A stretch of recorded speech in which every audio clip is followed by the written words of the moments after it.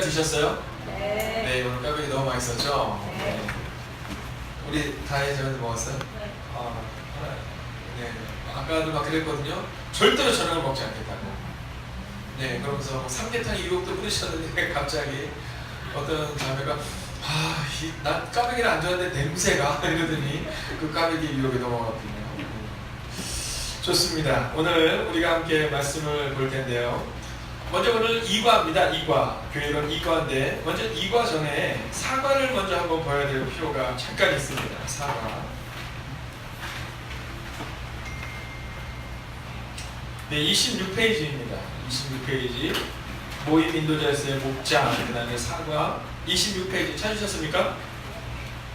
네, 자, 한번 찾으셨을 텐데요.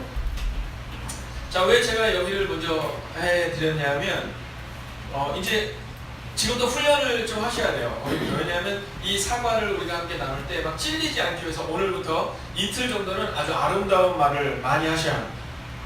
네, 그렇지 않으면 목요일날 저녁에 굉장히 쑥스러워요. 네, 그동안 말했던 행동들이 있어서 굉장히 쑥스러워요. 오늘 사모님께서 아까 그 식당에서 오늘 삼계탕을 했어요. 삼계탕. 그래서 삼계탕을 오길로 빨리 제 방에 들어더니 큰일이라는 거예요. 큰일이라는 거예요. 뭐라 그러냐면 화장이 땀이 하늘에서 다 지우는데 화장품을 안 갈 것 같아요. 그래서 제가 뭐라 그랬을 것 같아요? 당신 안 해도 예뻐 이렇게 얘기했어요. 네, 이게 진실이냐 아니냐는 하나님만이 아세요. 네, 근데 일단은 우리의 말이 사람을 행복하게 하기도 하고 말이 사람을 어렵게 하기도 한다라는 거죠. 예전에 DJ 중에 박철이라는 분이 있었습니다. 이 박철이라는 분이 있었는데 이분이 어느 날 화장실을 간 겁니다. 공중 화장실을.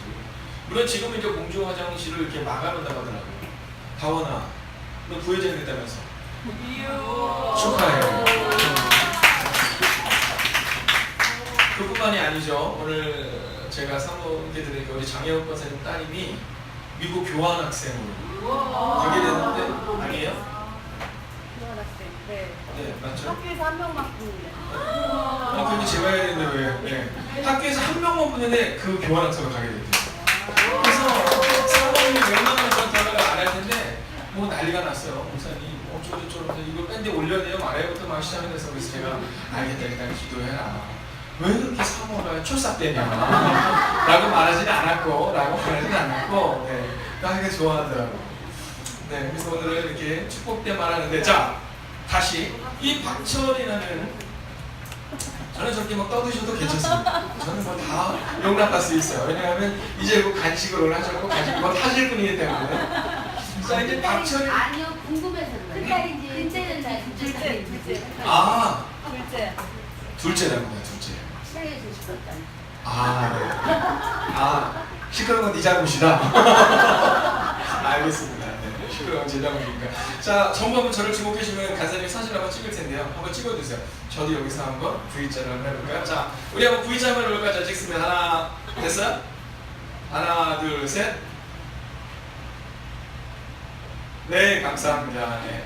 자, 근데 이 박철이라는 사람이 공중 화장실을 갔는데 휴지가 없는 거예요.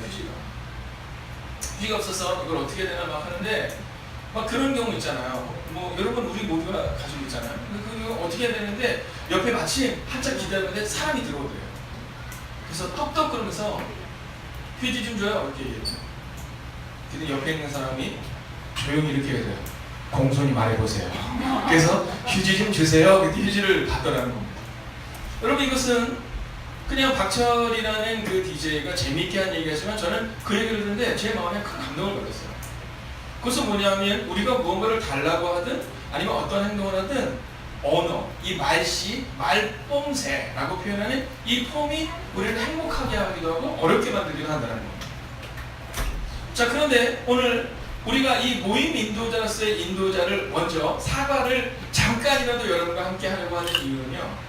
이제 교회를 세워나가는 사람에게 있어서 가장 중요한 것은 언어입니다. 언어. 그러니까 그 사람을 만나면 행복한 언어. 네, 그 사람을 만나면 집에만 들어가면 행복한 사람 있잖아요. 오늘 날씨가 얼마나 더웠어요. 얼마나 덥고 이런 게 얼마나 힘드셨겠어요. 근데 김병호 목사님이 제 방에 딱 들었으니 목사님 성도님들이 너무 좋은가 봐요. 이 더운 날 다 모여서 너무 좋게 모였어요 라는 얘기를 하는데, 여러분 혹시 그게 아니더라도 제 마음 가운데 얼마나 기쁨으로 이곳에 올 수 있었겠어요. 오늘 제가 그 스프링클러가 터졌다는 얘기를 들으면서 하루 종일 얼마나 근심이 됐겠어요. 이 더운 날 잘 지내시나, 이 더운 날 차례모양 하시다가 혹시 어려움을 당하지는 않으시나, 뭐 이런 마음을 가지고 있었거든요. 근데 여러분을 딱 만나고 나서 제 마음에 얼마나 큰 기쁨이 있는지 몰라요. 근데 그것을 표현해야 한다는 거죠. 자, 여러분 옆에 있는 분에게 이렇게 한번 표현해 보겠습니다. 전 당신이 정말로 좋아요. 전 당신이 정말로 좋아요.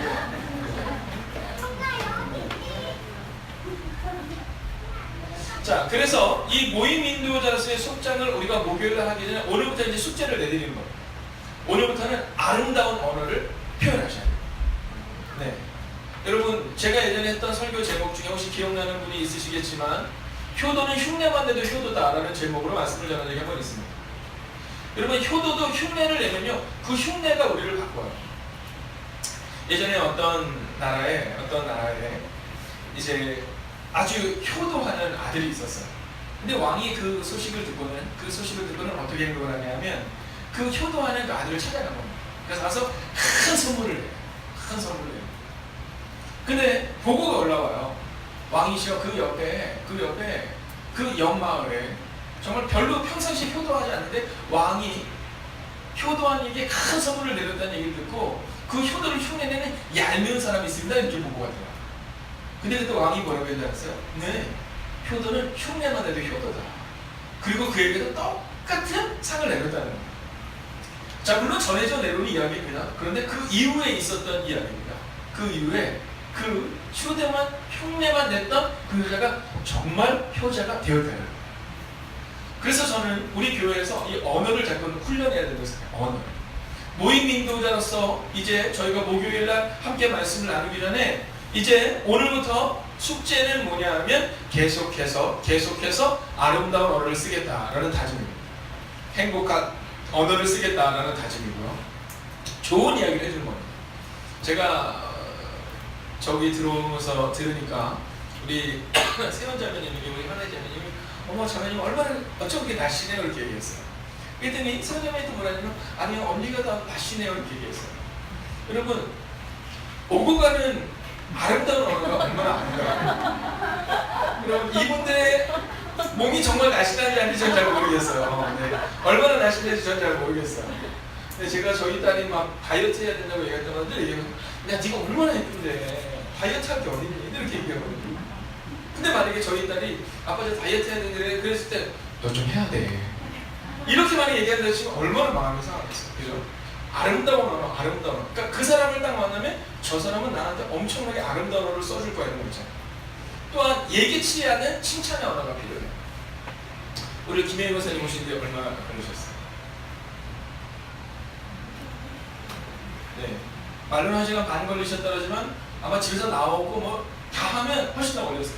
여러분 용서하시길 바랍니다. 여러분 오늘 여러분 모두 중에서 제가 누구를 위해서 재원을 기도했을 것 같아요? 김효일 쌤에서 기도했어요. 네, 제가 진짜 가능하다면 한번 모시러 가고 싶은 마음이 들었는데 그럴 수 있는 건 아니기 때문에 진짜 오늘 새벽에 제일 먼저 그것을 위해서 기도했어요. 자 여러분 우리가 서로를 인정해주고 또 서로를 위해주는 말들 있잖아요. 이 말들 이게 바로 4강에 나오는 시간입니다. 오늘부터 숙제입니다. 여러분 가족들에게도 또 가까운 사람들에게도 아름다운 언어를 한번 훈련하시고 그리고 우리가 목요일 기쁘고 즐거운 곳으로 만나도록 하겠습니다.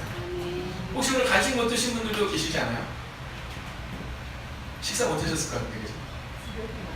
아 집에서 드셨고 우리 수사님은 드셨어요? 간식 안 드셔보셨죠?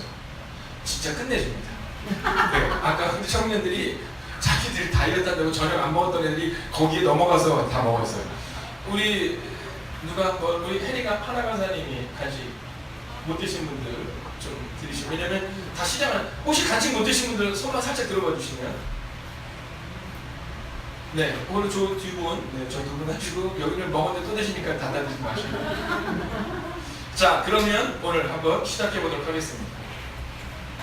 자 그럼 오늘 우리가 2과를 진행하도록 하겠습니다. 자 자, 11페이지 목장의 비전입니다. 11페이지 목장의 비전. 자, 여러분, 어느 믿음 좋은 집사에게 하나님이 나타나셨다. 하나님이 나타나셨다.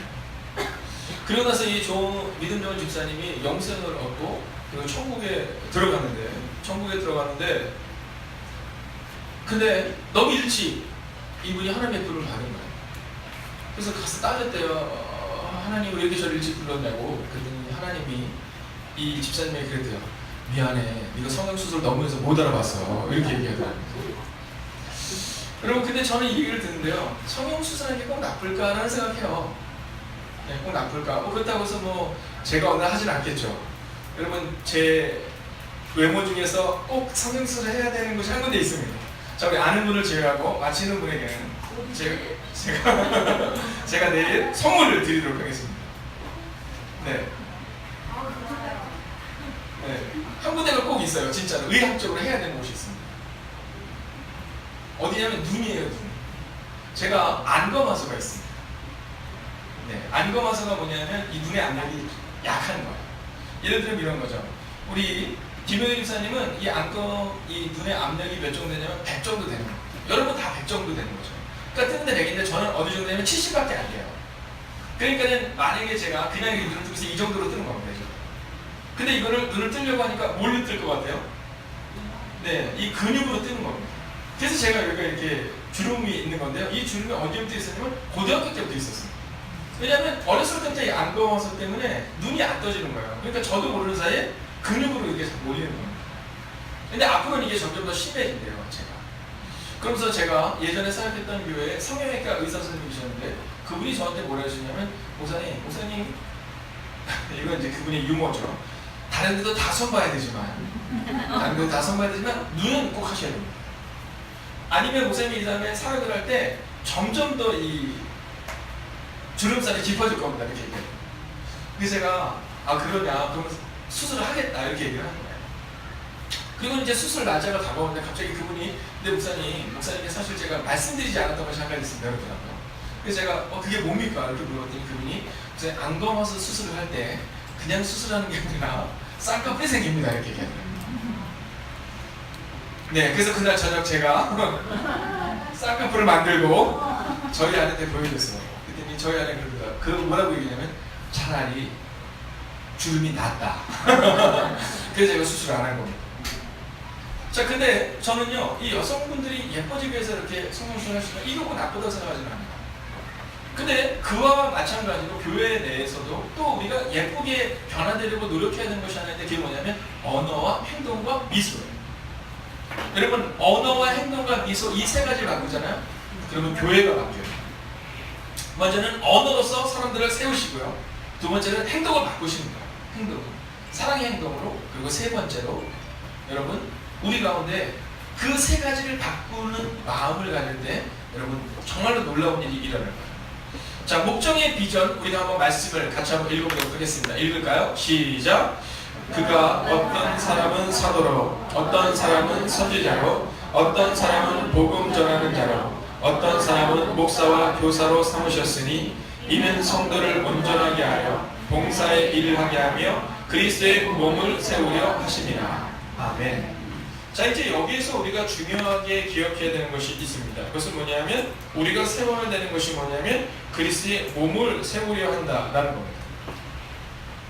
그리고 또 한 가지 우리가 알아야 되는 것이 있습니다. 그래서 하나님이 우리를 각자 다른 모습으로 세웠다는 겁니다. 어떤 사람은 선지자로, 어떤 사람은 복음 전하는 자로, 어떤 사람은 목사와 교사로, 어떤 사람은 성도를 온전하게 하며 봉사일을 하며 그리스도의 몸을 세우는 일로 우리를 세우셨다라는 것이죠. 우리가 잘 알고 있는 예화지만 이제 88년 올림픽 때 여러분 굴렁쇠 소년 기억나시죠? 굴렁쇠 소년. 이 굴렁쇠 소년이 올림픽 때 이렇게 딱 들어오면서 굴렁쇠를 밀고 들어왔어요. 근데 매 해마다 올림픽이 되면 이런 특별한 일들을 행하게 됩니다. 자, 근데 몬트리올 올림픽 때 어떤 일이 있었냐면 이 독수리 이름이 뭐냐면 밤비라는 독수리였어요.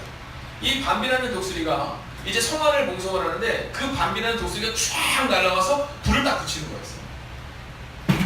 자, 그런데 어떤 일이 발생이 되냐면 그 독수리가 쫙 날아와가지고 불을 쫙 붙여야 되는데 쫙 쫙 날라오다가 중간에 꼬꾸라졌습니다. 그리고 땅으로 박혔는데 직사했어요. 자, 그 이유는 두 가지입니다. 하나는 너무 먹어서 살이 쪘다는 거예요.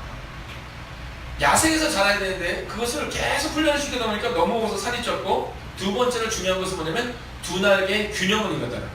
두 날개의 균형을 잃었다. 한쪽 날개는 근력이 있었는데 한쪽 날개가 근력이 없다 보니까 한쪽 날개가 분명히 근력이 있었음에도 불구하고 꼬꾸라졌다라는 거죠. 자, 그렇다면 오늘 이제 우리의 삶 가운데 어떠한 비전과 어떤 균형이 있어야 되냐면 바로 목장의 균형이 필요하다는 거예요. 자, 목장은 다시 한번 말씀드리지만 감리에서는 속회라고 말하기도 하고요. 또 수목에서는 구역회라고 말하는 소그룹을 말하는 겁니다. 예를 들면 이런 거죠. 이렇게 3명, 4명의 모임을 말하는 겁니다.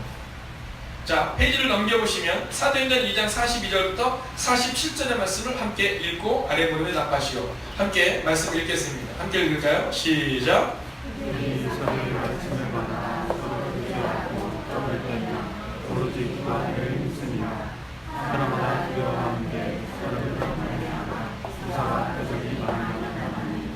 있는 사람들과 함께 있어 모든 물건을 서로 통모하고 또 세상과 지혜를 따라 각 사람의 필요를 따라 나눠주나 날마다 하나님을 같이 하여 성전에 모이기를 힘쓰고 집에서 떡을 떼며 누구가 순전한 마음으로 음식을 먹고 하나님을 찬미하며 또 백성에게 칭송을 받으니 주께서 구원받는 사람을 날마다 더하게 하시리라. 아멘. 자, 47절을 밑줄 한번 그겠습니다.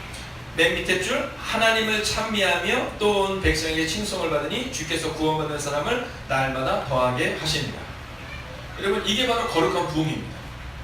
자, 우리가 억지로 사람들을 모으는 것이 아니라 이 거룩한 부흥이라는 것은 뭐냐 하면, 첫째는 하나님을 찬미하는 것이 필요하고요, 두 번째는 온 백성에게 칭송을 받는 은혜가 필요하다라는 겁니다. 자, 이 두 가지가 꼭 있어야 돼요. 두 가지가. 하나는 하나님을 찬양하는 것, 우리끼리 모이는 것이 아니라. 이제 내일 새벽에 우리가 함께 보게 되는 말씀 중에 이제 고린도 전후서를 함께 보게 됩니다. 근데 그 고린도 전후서에 보면 여러분, 역사적으로 가장 은사가 많았던 교회가 어느 교회예요? 고린도 교회입니다. 근데 역사적으로 가장 문제를 많이 일으켰던 교회가 어떤 교회예요? 고린도 교회입니다. 왜요? 이유는 단순하게 명료합니다. 하나님을 찬미하기가 빠진 거예요. 하나님을 찬미하기가 빠진 겁니다. 여러분, 고린도 교회는 은사가 많은 사람, 즉 개인의 능력이 많은 사람이 너무나도 많았기 때문에 문제가 발생이 된 겁니다. 그런데 우리가 보는 것처럼 만약에 우리 교회 가운데 은사가 많은 개인의 사람이 많아지는 것보다는 하나님을 찬송하는 사람들, 하나님을 찬미하는 사람이 더 많아져야 되고요, 두 번째는 백성의 칭송을 받는 일이 가능해야 돼요. 여러분, 그래서 저는 교회는요, 이웃에게 칭찬받아야 한다고 생각해요. 제가 좀 아까 보니까 우리 이제 간식을 받으신 분이 앞에 김성호 지사님이 아이들을 데리고 이제 딱 들어오시니까 그 간식을 같이 나누셨어요. 네, 제가 그 모습을 볼 때 참 두 분의 마음이 예쁘다, 이런 마음이 든 겁니다. 두 분의 마음이 예쁘다. 여러분, 어제도 우리가 함께 나눴지만 세상에게서 우리가 지탄을 받는 이유는요, 우리가 전도안에서가 아닙니다. 사랑이 없었기 때문이다. 어저께 우리가 함께 나눴죠. 여러분, 사람에게 칭송을 받는 것, 전도할 때 한번 질문해 볼까요? 여러분, 우리가 전도할 때 주변의 사람들이 우리를 칭송합니까? 우리가 청소할 때 우리를 칭송합니까? 네, 청소할 때 칭송합니다. 여러분, 우리가 사람들에게 기쁜 모습으로 대할 때 그때 그 사람들이 우리를 칭송하지, 여러분, 우리가 전도지를 나눈다고 그 사람들이 우리를 칭송하지 않는다는 거죠. 그러니까 오늘 우리의 마음 가운데 기억해야 되는 균형 중에 하나는 뭐냐면, 하나님을 찬양하는 것과 함께 우리의 삶을 변화시켜야 한다는 겁니다. 그리고 이 삶을 변화시키는 것이 바로 오늘 성경에 나와 있는 내용입니다. 자, 그러면 계속해서 한번 볼까요? 1번입니다. 본문 46절에 의하면 초대교회는 어디와 어디서 모였죠? 성전과 집에서 모였다는 겁니다. 자, 오늘 우리가 읽었던 본문의 말씀을 보면 46절 보면 날마다 마음을 같이 성전에 모이기를 힘쓰고 집에서 떡을 떼며 이렇게 나와 있어요. 그래서 46절의 말씀을 볼 때 성전과 집에서 모였다라는 겁니다. 자, 두 번째입니다. 셀사역 연구가인 빌 백햄 박사는 그에 있어서 제2의 종교개혁 8장에 보면 대그룹 예배는, 자, 여기서 잠깐 주목해 주시면 이 대그룹 예배가 어떤 예배인지 아시죠? 네, 우리 11시 예배를 말하는 겁니다. 11시 예배. 자, 자, 대그룹 예배는 하나님의 초월성을 강조하는, 그리고 거기다가 한번 가로 열고 써보세요. 우리 위에, 우리 위에. 자, 초월성은 뭐냐 하면 우리 위에라는 겁니다. 초월성을 강조하는 우리 위에. 모임이라면 속해는 하나님의 내재성을 강조하는 우리 안에, 내재성을 강조하는 우리 안에, 이렇게 한번 써보시겠습니다. 모임이 있어야 된다고 설명합니다. 이렇게 말하죠. 자, 여러분 이제 이 부분을 조금은 설명해야 될 필요가 있습니다.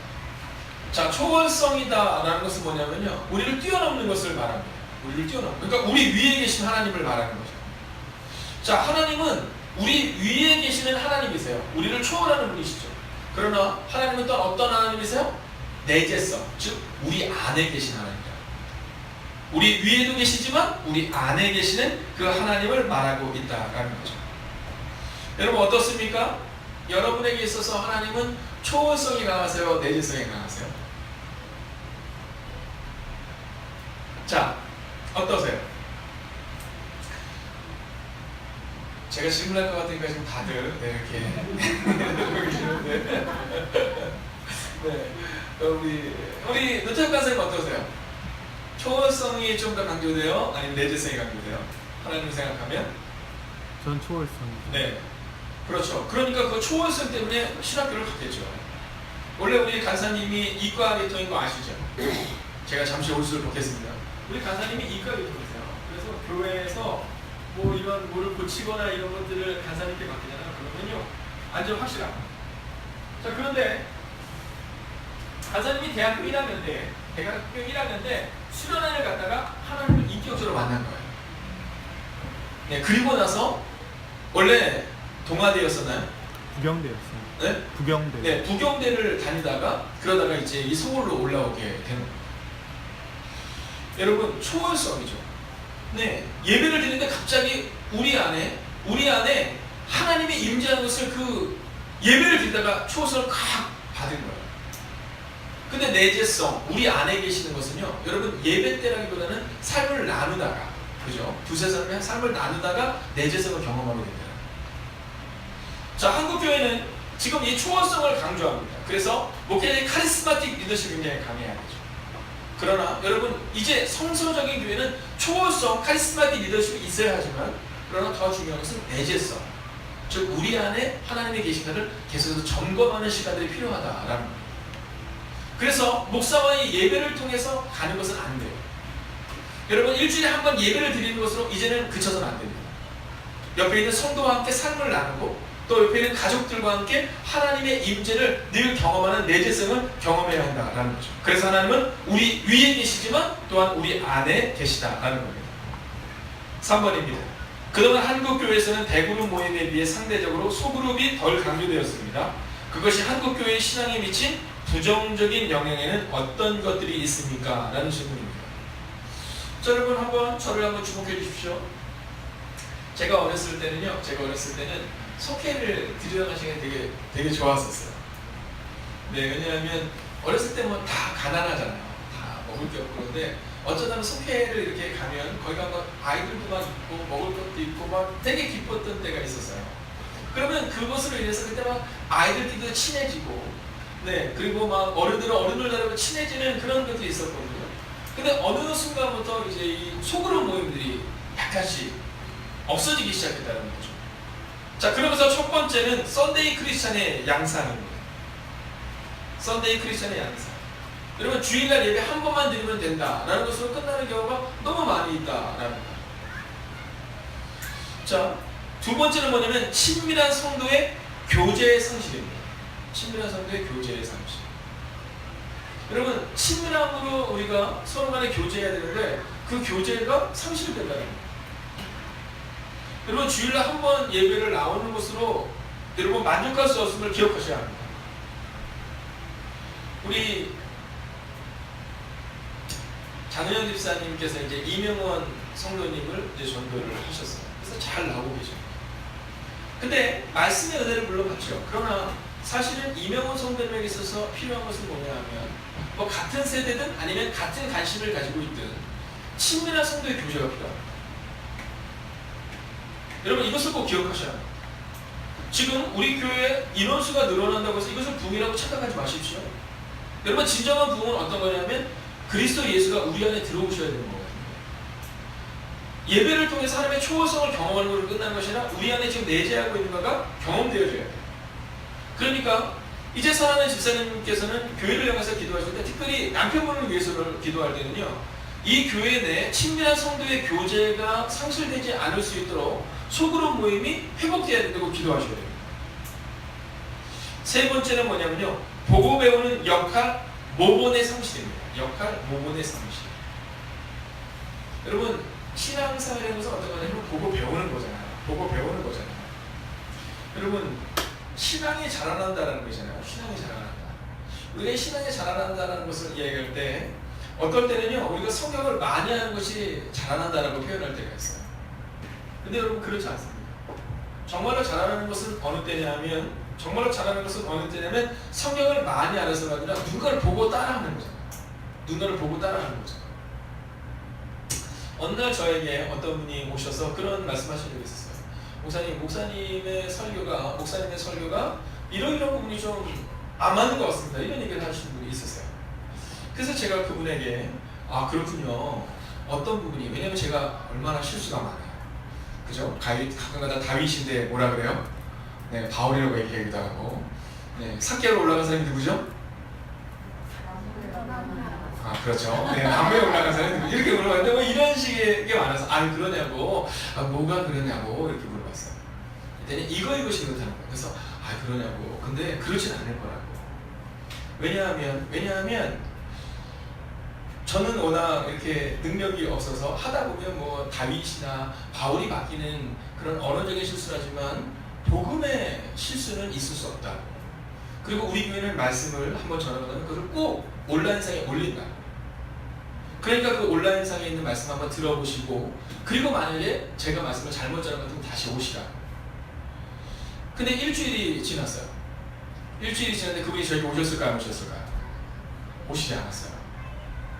그리고 한 6개월에서 1년 정도가 지나다면 얼마나 행복하게 신앙생활 하는지 몰라요. 근데 그 일 중에 하나는 뭐냐 하면 보고 배운 겁니다. 예전에 목회자들에게 말씀이 뭔가 문제가 있다는 얘기를 자꾸 들으면서 자란 거예요. 이 교회에서도 그 이전에 목회자에게 말씀에 문제가 있었다는 얘기를 들었기 때문에 이분도 새로운 목사가 왔는데 그 얘기 뭔가 해보고 싶은 거예요. 목사님 얘기가 틀렸다고 얘기하고 싶은 거죠. 근데 그 영상을 쭉 보고 나서 그래서 그게 아니구나 라는 것을 깨닫게 된다는 거죠. 여러분 모본이 필요합니다.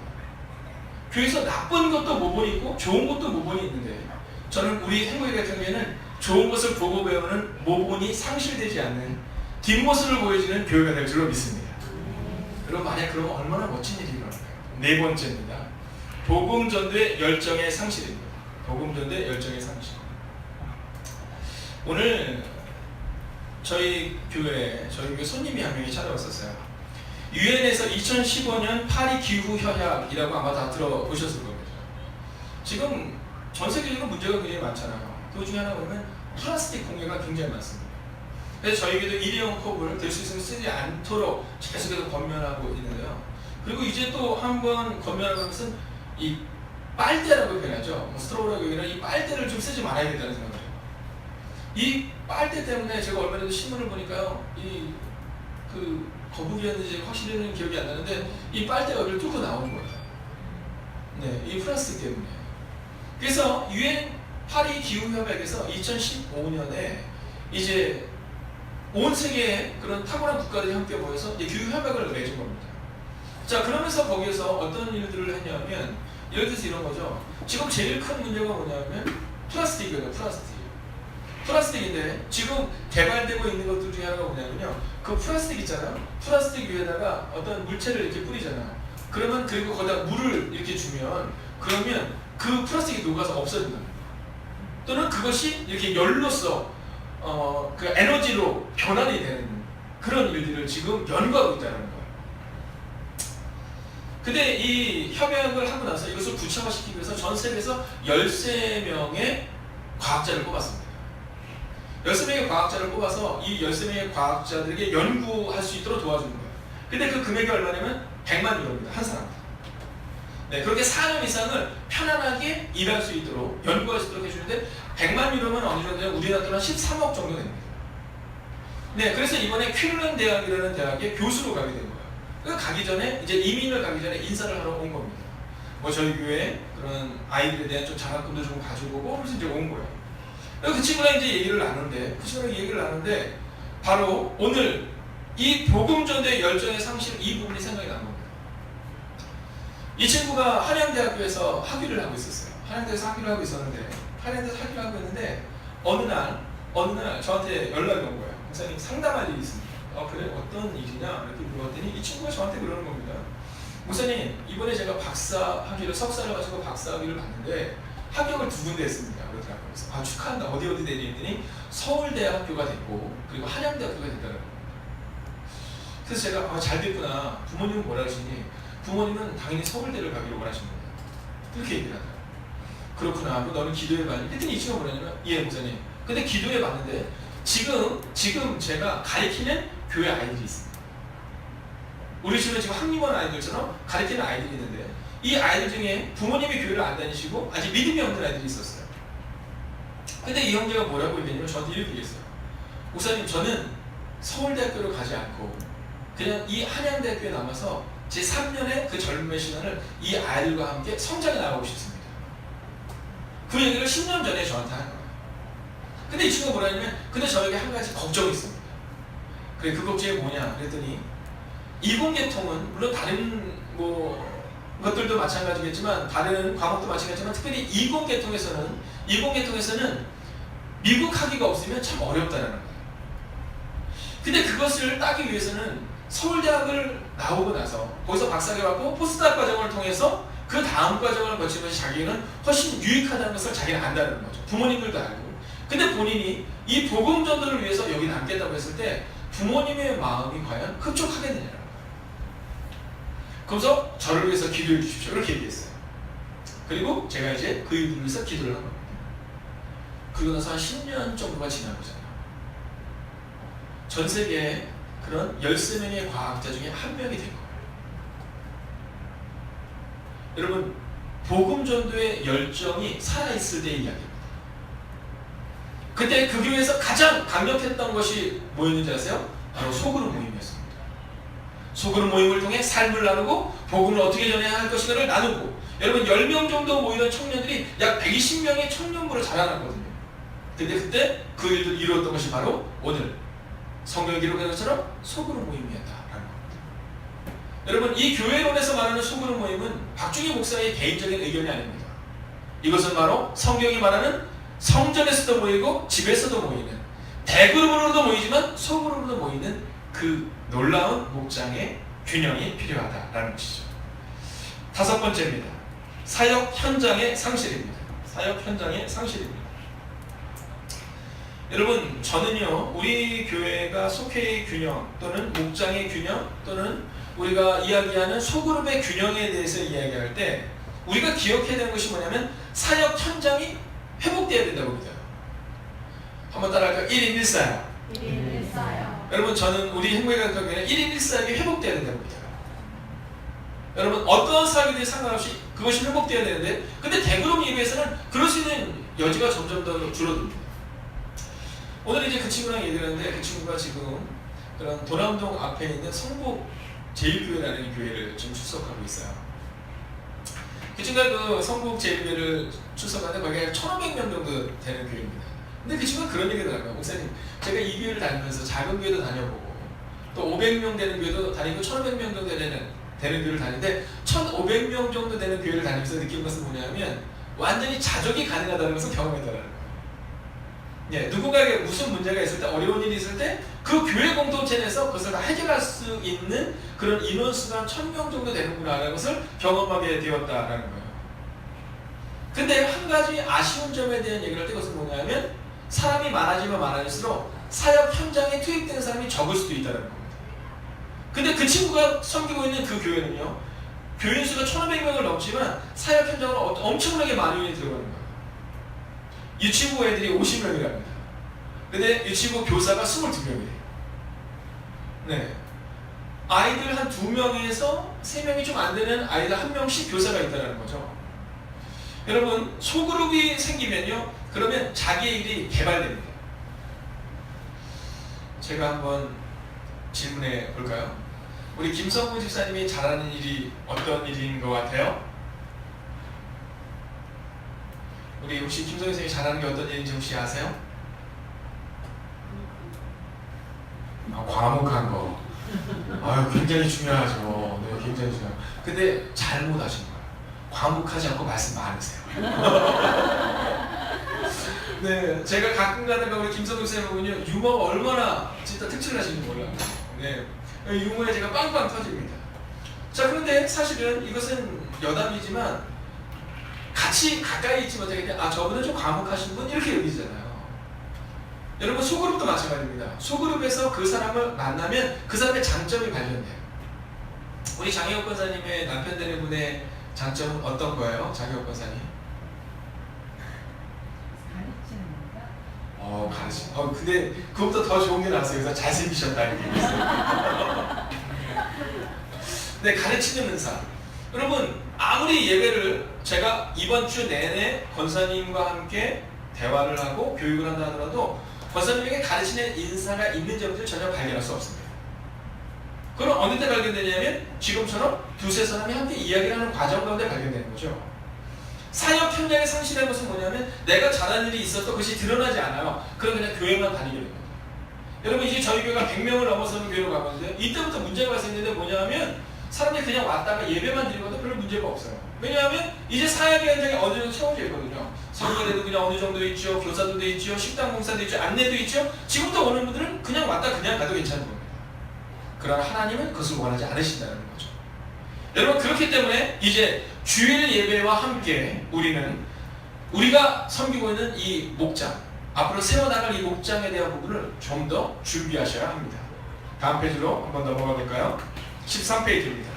그러다 만약 우리가 목장으로만 모이고 주일 축제인 대그룹 모임을 포기한다면 우리 신앙에 어떤 부정적인 영향들이 나타날까요? 자, 또 어떤 교회는 이런 교회가 있어요. 제가 아는 교회는 목사님이 안 계십니다. 네, 평신도가 된 중심이 되는 교회고 소그룹 모임으로만 이렇게 모이는 교회예요. 자, 근데 그 교회에는 요즘에 문제가 좀 발생됩니다.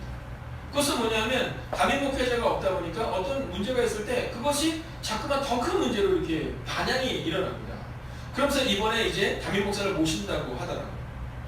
자, 여러분, 만약에 우리가 목장 모임만 중요하게 여긴다, 만약 그런다면 소그룹만 중요하게 되면 어떠한 것이 사라지는지. 1번, 주일 예배가 제공하는 공동체 축제성의 상실입니다. 축제성의 상실. 여러분이 아는 것처럼 이 주일 예배 때 우리가 힘있게 막 이렇게 찬양하잖아요. 이게 가능하잖아요. 여러분, 9시 예배 아직 안 와보셨죠? 9시 예배. 언제 한번 9시 예배 때요, 제가 진짜 놀란 게 아니라 우리 태욱 간사님이 처음에 오셨을 때 찬양이 들어가는데 아유, 정말 가관이었어요.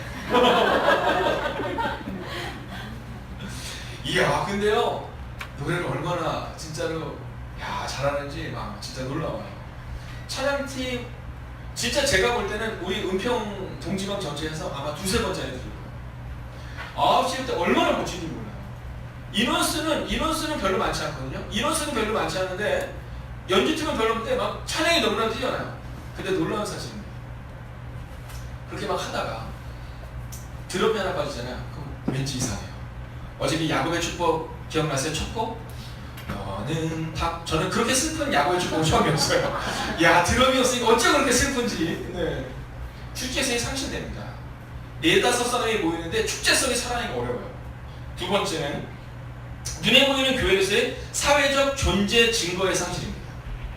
여러분, 우리 교회가 공동체가 하는 일들이 있어요. 공동체가 하는 일들. 이번 주일날 예일여중 교장님 어떠셨어요? 저도 진짜 은혜가 많이 받았어요. 그리고 그분이 자녀를 잘 키우는 것에서 끝났다면 좋겠다 이러고 끝났을 텐데 그 절망의 순간이잖아요. 그 아픔과 눈물을 드는데요, 저도 정말 감사하더라고요. 근데 이 교장님께서 뭐라 하시냐면 우리 행복의 같은 교회를 집이 일산 쪽이신 거예요. 일산에 있는 교회를 다니시더라고요. 근데 뭐라고 말씀하시냐면 이번에 이제 저한테 문자를 보냈을 거 아니에요. 제가 이제 교장님 오셔서 감사하고 큰 은혜 받았어요. 이번 주에 예일중학교 교장님 오셔서 특강해 주셨거든요. 그래서 제가 이제 문자를 보냈는데 그분이 뭐라고 하시냐면 목사님, 우리 행복이 가득한 교회. 당신의 교회는 아니지만 우리 행복이 가득한 교회 성도님들과 함께 호흡하는 게 얼마나 행복한지 모르고, 그리고 그분이 뭐라고 하셨습니까? 언제든지 부르시면 오겠다. 언제든지 부르면 오겠다고. 그러시면서 이런 얘기를 했어요. 행복이 가득한 교회는 절대로 은평을 떠나면 안 된다. 예일 여중을 위해서 기도해주고 또 예일 여중에서 말씀을 전해주는 목사님과 기도해주는 성도님이 있는 것은 이번에 너무너무 크게 은혜를 받으셨대요. 여러분, 교회에서의 사회적 존재의 증거는요, 바로 이런 대그룹 예배와 그리고 교회 공동체에 있다는 거죠. 세 번째, 대사회적인 선교와 구제사역의 한계성입니다. 여러분, 저희가 매년마다 4번의 교회에 큰 절기가 있잖아요. 그때마다 우리가 개척교회들을 돕습니다. 또 부산초등학교를 돕고 예일중학교를 도와요. 근데 그 일들을요, 속회가 할 수 없습니다. 우리 교회가 이 대그룹이 있기 때문에 그 일들이 가능한 거고요. 그로 인해서 은혜를 받는 겁니다. 여러분, 제가 지난주 수요일날도 함께 말씀을 나누었지만 지금 요르단 대사가 원래 넌 크리스찬이었습니다. 요르단 대사가 넌 크리스찬이었었는데 이제 김장한 목사님이 이집트 쪽으로 성지순례를 가신 적이 있습니다. 근데 여러분 잘 아는 것처럼 이집트가 계속 성지순례가 막혀요. 성지순례는 어느 때가 제일 좋은지 아세요? 지금이 제일 좋은 겁니다. 왜냐면 내년은 더 막혀요.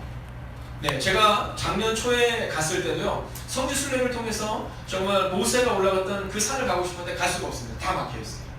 김장한 목사님 갔을 때도 마찬가지였습니다. 그래서 김장한 목사님이 그때 가지 못하는 대신에 어디를 갔냐면 시리아 난민들이 있는 곳에 갔습니다. 난민들인데 갔는데 가서 물어본 거예요. 내가 당신에서 뭘 해줄까? 그랬더니 거기서 그러더랍니다. 너무 춥다고, 천만이. 그러니까 혹시 이동용 컨테이너를 갖다 줄 수 있나요? 그게 하나가 얼마냐고. 그때 하나가 300만 원이래요. 그럼 내가 한국으로 와서 100개를 한번 모아보겠다. 요르단에 있는 대사와 요르단에 있는 그 관계자들이 그 얘기를 듣고 에이, 그게 되겠어요, 여러분. 여러분, 한국 교회의 성도님이 얼마나 순수하고 얼마나 예쁜지 아시죠? 김장호 목사님이 그 얘기를 한번 딱 방송에서 하고 나니까요, 300채, 약 10억 이상이 보여요. 그리고 그걸 가져갔는데, 여러분, 요르단이 굉장히 어려운 나라잖아요. 그 근동에서 석유가 안 나는 독특한 나라들이 한 나라가 있는데 그 중에 하나가 요르단이에요. 그래서 요르단은 지금도 꿈꾸고 합니다. 어떤 꿈을 꿔요? 석유가 언제가 나오리다. 그래서 종종 신문에도 나온대요. 석유가 나왔다. 근데 아직 나오지는 않았다는 거죠. 근데 어떤 얘기를 하냐면, 그때 그 요르단에 있는 대사가 넌 크리스찬이었는데 행동하는 그 믿음을 보고, 오늘 본문이 기록한 것처럼 선교와 구제사의 한계성을 넘어선 것을 보고, 그날 김장호 목사님께 내가 그리스도 예수를 만나고 싶습니다. 그리고 훈련을 받고, 그리고 그리스도 예수를 경험하고 영접하게 된 일들이 경험되어졌다는 거죠. 사랑하신 여러분, 대사회적인 선교와 구제사의 한계성을 넘어서기 위해서 대그룹 예배가 필요합니다. 네 번째, 속회의 지도력의 한계가 초래할 교회적 오류의 가능성입니다. 여러분, 평신도 지도자들이 탁월하죠. 그러나 오류가 있을 수 있습니다. 그렇기 때문에 대국 예배를 통해서 그 오류가 바로 잡혀져야 한다는 거죠. 다섯 번째, 여러 지도자들을 통해서 받을 수 있는 다양한 은사적 축복의 한계성입니다. 여러분, 어떤 얘기는 찬양의 은사가 있고 어떤 얘기는 말씀의 은사가 있는데요, 이런 것을 받을 수 있는 그런 한계가 우리 가운데 있을 수밖에 없다는 것이죠. 자, 그렇다면 이 목장의 성격이 어떻게 가야 되느냐, 이제 아주 중요한 얘기를 여러분과 하려고 하는 겁니다. 소그룹 모임 첫 번째, 속회 예배가 아니다라는 거죠. 속회 예배가 아니다, 또는 구역 예배가 아니다, 또는 목장 모임은 그럴 거는 다르다는 거죠. 여러분, 이 구역 예배가 아니다는 건 두 번째는요, 소그룹 성경 공부 모임이 아니다라는 겁니다. 이 목장 모임을 통해서는요, 여러분, 소그룹 성경 공부를 하는 것이 아닙니다. 세 번째, 집에서 모이는 작은 교회라는 겁니다. 집에서 모이는 작은 교회다라는 겁니다. 자, 모임의 초점과 지도자의 역할이 있는데요. 자, 구역 모임은 모임의 초점이 어떻게 되냐면 예배에 있습니다. 예배에. 모임의 초점이 예배에 있죠. 그러면 구역 모임의 지도자의 역할은 어디에 있느냐면 예배 인도자에게 있어요. 자, 성경 공부 모임은 모임의 초점이 어디 있어요? 성경 공부에 있습니다. 자, 앞에도 있으니까 혹시 잘 안 보이시는 분들은 앞을 보시면 좋습니다. 지도자의 역할은 성경 공부 인도자입니다. 성경 공부 모임은. 자, 그러나 우리가 지금 꿈꾸는 이 작은 소그룹 목장은 다릅니다. 첫째로, 이 목장은요, 나눔입니다. 모임의 초점에 나눔에 있어요. 나눔에. 그러니까 성경 공부를 좀 못해도 괜찮습니다. 예배인들을 좀 못해도 괜찮아요. 뭐가 있으면 돼요? 나눔 그리고 사랑이 있으면 되는 겁니다. 그러면 지도자 역할은 뭘까요? 나눔 촉진자입니다. 나눔 촉진자. 여러분 저는 이제 우리 교회 가운데서 이런 일들이 좀 사라지기를 바라는데요. 성경 공부를 잘하는 사람이 이끌어야 된다? 아닙니다. 여러분 나눔을 촉진할 수 있어야 됩니다. 여러분 어떤 사람이 있을 때 행복해요? 네, 지적하는 사람이 있을 때 행복해요? 세워지는 사람이 있을 때 행복해요? 네, 잘 모르시면 오늘부터 제가 이렇게 설교를 할 때마다 이제 그런 거죠. 야, 너는 양말도 안 신고 이거 하겠니? 진짜 반바지 입고 오신 거예요? 양말도 안 신고? 여러분 이렇게 해본다 생각해보세요. 네, 여러분 제가 막 얘기한 거죠. 조선님 머리 언제 감았어요? 뭐 이렇게 하다 면도 나는 거 뭐 이러면 얼마나 저거 하겠어요. 근데 아유 다혜야 너 몸도 좋지 않은데 와줘서 너무 고맙다. 집사님 이 더운데 어떻게 오셨어요? 목사님 이 더운데 여러분 나눔 촉진자라는 것은 뭐냐면 나눔 촉진자라는 건 뭐냐면 성경에 있는 그대로 하는 겁니다. 여러분 예수님이 어떠셨을까 생각해보세요. 예수님 가끔 가다가 제가 제일 속상할 때가 언제냐면 제 방에 아동들이 오잖아요. 그럼 막 그래요. 야야야 목사님 방에 들어가지 마. 목사님 말씀 좀 그럼 속상해요. 애들은 제 방에 와야 되는 거잖아요. 그죠? 예수님이 얼마나 아이들에게 인기가 많은지 아시죠? 네, 얼마나 인기가 많았으면 예수님한테 막 몰려드는 거예요. 그래서 제자들이 그러죠. 야야야 그만 좀 알아. 그랬더니 예수님이 뭐라고 말해요? 야 이 어린애와 같지 않냐면 이렇게 말하잖아요. 나눔 촉진자 여러분 기억하십시오. 오늘 교회에서 이제 부흥을 일으키는 사람은 성경적으로 지식을 가지고 딱딱딱딱 가리키고 지적해주는 사람이 아니라 바로 사랑을 주고 은혜를 주고 나눔을 촉진하는 사람이 돼야 한다는 사실을 여러분 기억하셔야 합니다. 자, 14페이지로 한번 넘어가 보도록 하겠습니다. 자, 두 날개 교회로의 패러다임의 전환 이렇게 나와 있습니다. 자, 여기서 한번 질문 한번 하고 넘어가겠습니다. 자, 두 날개는 뭐죠? 대그룹 예배와 네, 소그룹 예배를 말하는 겁니다. 자, 한 날개를 상실한 역사의 식으로 회복해야 합니다. 한 날개, 빌 베켄 박사는 교회가 한 날개를 잃어버린 것이 서기 312년 이후 로마의 콘스탄틴 대제가 기독교 신앙을 자유화하고 기독교를 국교화한 다음 목회 환경이 변화했기 때문이라고 지적합니다. 제2의 종교개혁 제4장에 보면 구체적으로 아래 빈칸에서 그 변화를 지적해 보아야 되는데요. 여러분 한번 보겠습니다. 국교화 이전과 국교화 이후로 바뀝니다. 그런데 국교화 이전에는 모임 장소가 어디였냐면 집에서였습니다. 집에서. 혹은 성전에서도 모였지만 여러분 고린도 교회에 교회가 있었어요? 없었어요? 없었어요.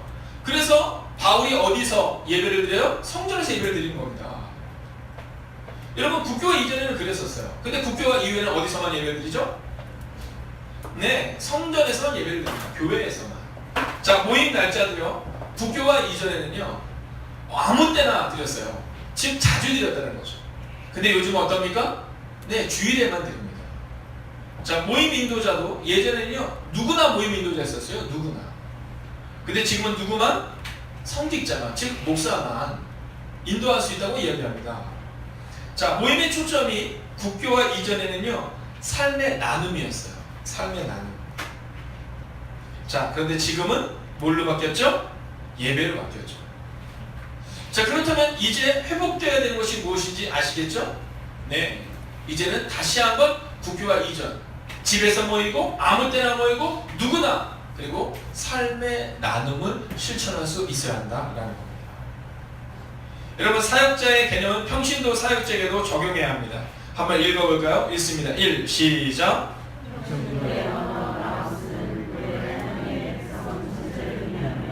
여기에 이른바 성직자도 포함됩니다. 그런가 하면 성직자의 뜻은 그대로 쓰는 본래 부름받은 사람이라는 뜻인데 구원받은 모든 사람을 일컫는 말입니다. 이런 언어의 뜻이 시작하는 것이 무엇이 한번 적어볼까요? 하나님께 부름받은 평신도 사역자가 필요하다는 겁니다. 하나님께 부름받은 평신도 사역자. 여러분 이제는요 우리 가운데 하나님께 부름받은 평신도 사역자가 세워져야 돼요. 여러분 박준기 목사가 잘할 수 있다. 이거 착각입니다. 제가 이번에 아동 중고등부가 농구했대잖아요. 농구. 네, 농구했다고 하는데 이번에 그 어른들이 이겼대요. 20대 18로. 네, 그래서 제가 현준이한테 그래서 야 현준아 이게 어떻게 된 일이야 했더니 아이 뭐 어른들 설렁설렁했죠 이렇게 얘기하더라고.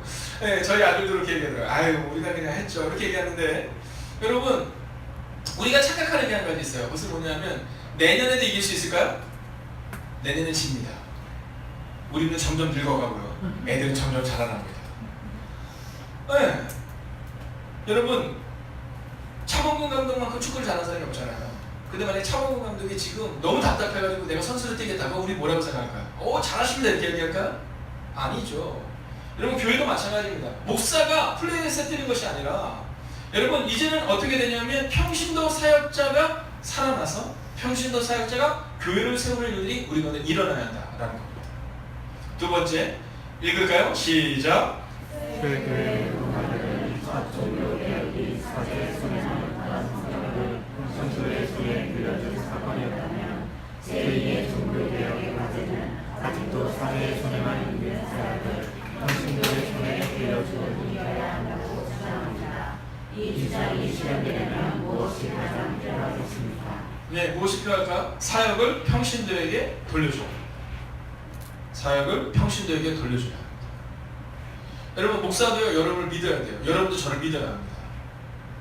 여러분, 목회자들이요, 성도를 믿지 못하잖아요. 그러면 그때부터는 어떤 일도 일어나기가 어렵습니다. 여러분, 오늘 우리 가운데 사역을 평신도에게 돌려줘야 되는 일들이 필요해요.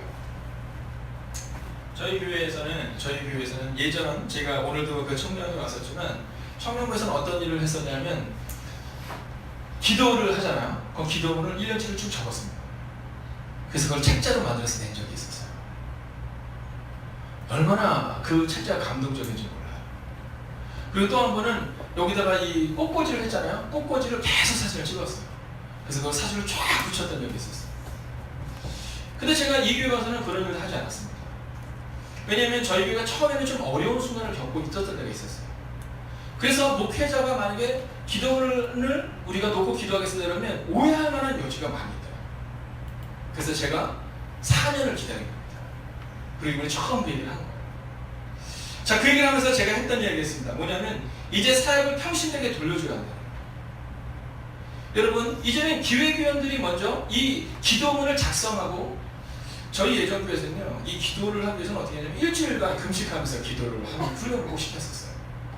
지금도 저희 한 달에 한 번씩 있는 성만찬 때는요, 장로님들이 금요일 아침을 금식합니다.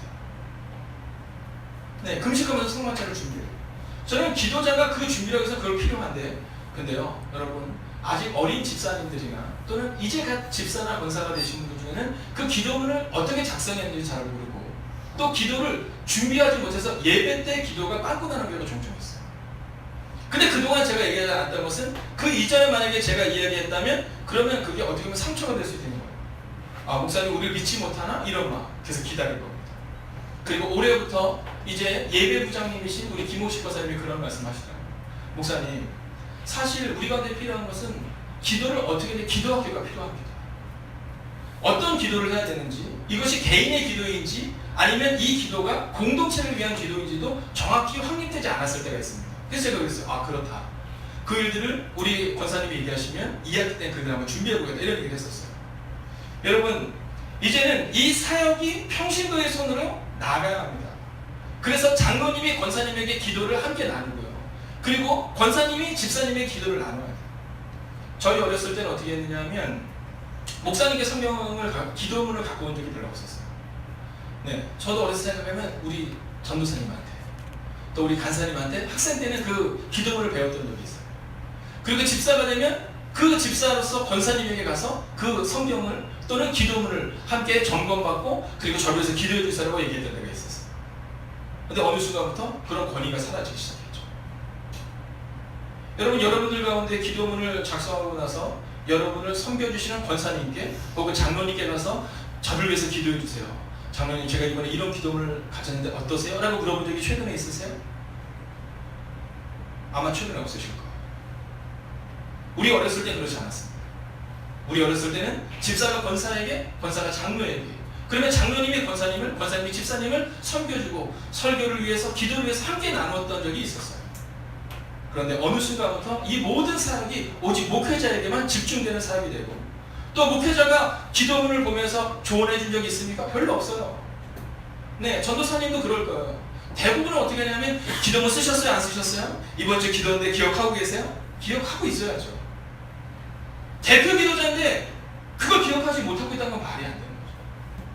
주보에 계속해서 뻔히 나오는데 근데 내가 지금 기도인지도 모르고 나 기도 못해요. 예배 때 기도가 빠지고. 여러분 이것이 이제는 어떻게 돼야 되냐면 장로님이 권사님을 섬겨주시고 권사님이 집사님을 섬겨주시고 집사님이 또 다른 청년들을 세워주는 그 시기로 돌아가야 한다는 거죠. 여러분 설교만이 제2의 종교개혁이 아니라 사역의 종교개혁이 우리 가운데 일어나야 한다는 겁니다. 세 번째입니다. 목회 지도자 역할을 성경적으로 다시 조명해야 합니다. 함께 읽을까요? 시작.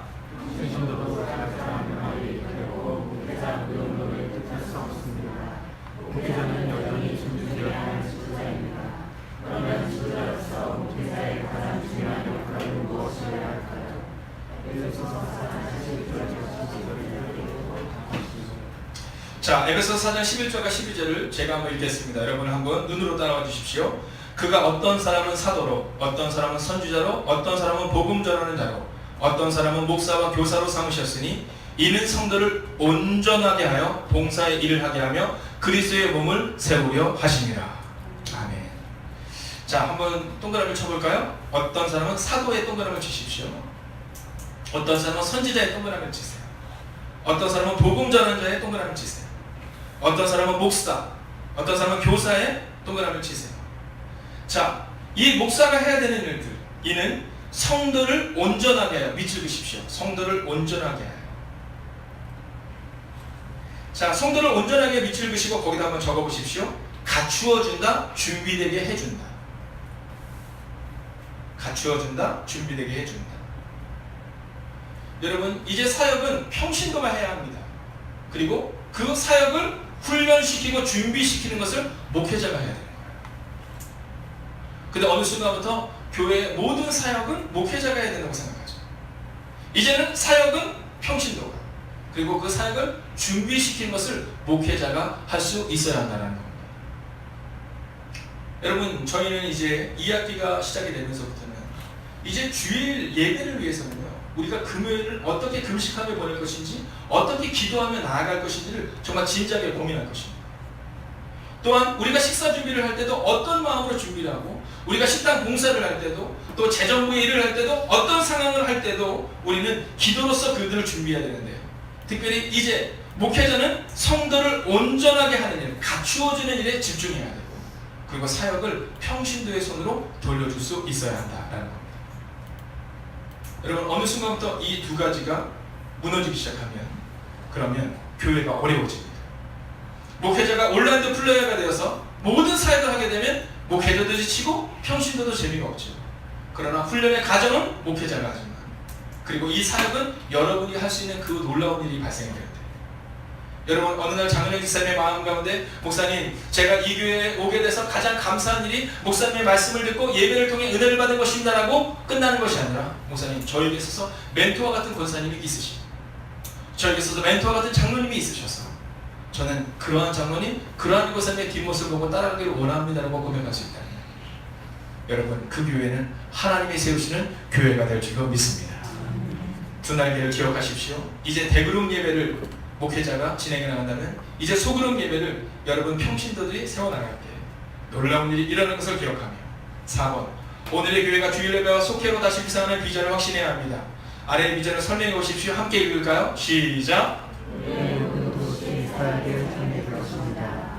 우리의 모든 나라는 이스라엘의 나라가 될 것입니다. 우리의 모든 성도가 사역자가 될 것입니다. 아멘. 여러분, 이제 기억하시죠?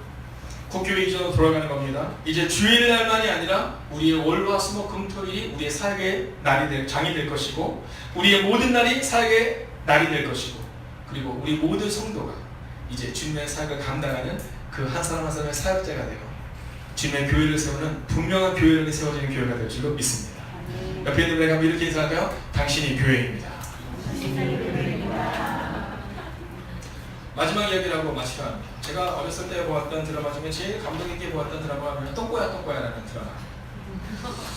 네, 이 똥꼬야 똥꼬야라는 드라마인데요. 제가 5주 과정을 할 때마다 빼놓지 않고 하는 이야기입니다. 이 똥꼬야 똥꼬야에서는 어떤 내용이 나오냐면, 이제 영국에서 이제 사람들이 나와요. 우리 다혜 자매님 뭐 하고 싶어요? 몸 중에서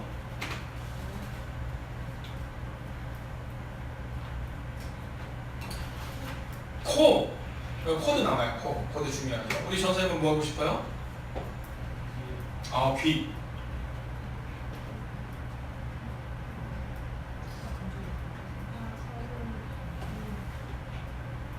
네. 눈. 우리 집사님은 뭐 하고 싶으세요? 몸 전체에서. 눈? 네.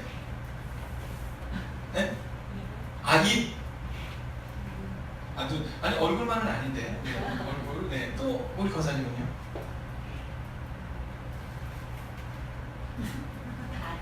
다리. 좋습니다. 우리 성도님은? 심장 하실까요? 심장? 네. 자, 여러분, 이게 다 나오는데요. 물어봐도 안 나오는 게 하나 있죠. 뭐예요? 똥꼬는 아무도 안 합니다. 네. 똥꼬는 아무도 안 하죠. 네. 저는 이 질문하면서 누구든지 손들고 저 학문이 되고 싶습니다. 이런 얘기 한 번도 못 들어봤어요. 자, 근데 연구에 나오는 겁니다. 어떤 애는 눈이라고 그러고 입이라고 그러면서 내 코가 얼마나 어떡한지 알아? 내 귀가 얼마나 잘 듣는지 알아? 근데요, 똥꼬가 저 구석에서 고개를 이렇게 숙이고 있어요. 근데 막 사람들이 이 얼굴들이가 몸들이 막 손가락 써요. 쟤는 냄새나고 쟤 때문에 얼마나 불편한지 몰라 막 이렇게 얘기해요. 그래서 똥꼬가 가출을 합니다. 네, 똥꼬가 가출했는데요, 노래가 흘러나와요. 주인이 딱 나오더니 막 몸을 막 이렇게 꼬면서 어서 돌아오 빨리 돌아오 막 이렇게 노래를 불러요. 근데도 똥꼬가 안 들어와요. 3일 동안 찾다가 똥꼬가 딱 들어오는 순간, 이 음향을 얼마나 잘하는지 막 우당탕 쿵탕 막 자르륵 하는 소리가 나오더니 노래가 딱 뒤에서 나오는데 어떤 노래가 나냐면 할렐루야 이 노래가 딱 나오는 거예요. 그리고 이제 끝에는 뭐라고 하냐면 똥꼬의 중요성 이러고 끝나는 겁니다. 근데 저는 그걸 볼 때요, 정말 큰 은혜를 받았어요. 진짜 은혜를 받았는데 왜 비웃으세요? 네. 여러분, 우리 가운데서 필요치 않은 건 없는 거예요. 여러분, 학문 때문에 고생한 적이 별로 없으셔서 이렇게 막 웃으시는데요, 제가 종종 신방을 갈 때 여러분 여러 가지 발가락으로도 고통받고 여러 가지 문제로 고통받아서 보게 돼요. 여러분, 우리는요 주님의 교회입니다. 그렇기 때문에 누구는 더 중하고 누구는 더 중요하지 않지 않아요. 목사는 중요하고 여러분 장로님은 그 다음 중요하고 권사님은 그 다음 중요한 것이 아니라 우리 모두가 중요한 사람이라는 거예요. 그리고 만약 우리가 또 다른 누군가를 향해서 당신이 너무나도 소중합니다고 고백할 수 있을 때, 여러분 우리에게는 아름다운 기회가 될 줄로 믿습니다. 여러분, 오늘은요 이 찬양으로 오늘 모임을 마치려 합니다. 은혜의 주님이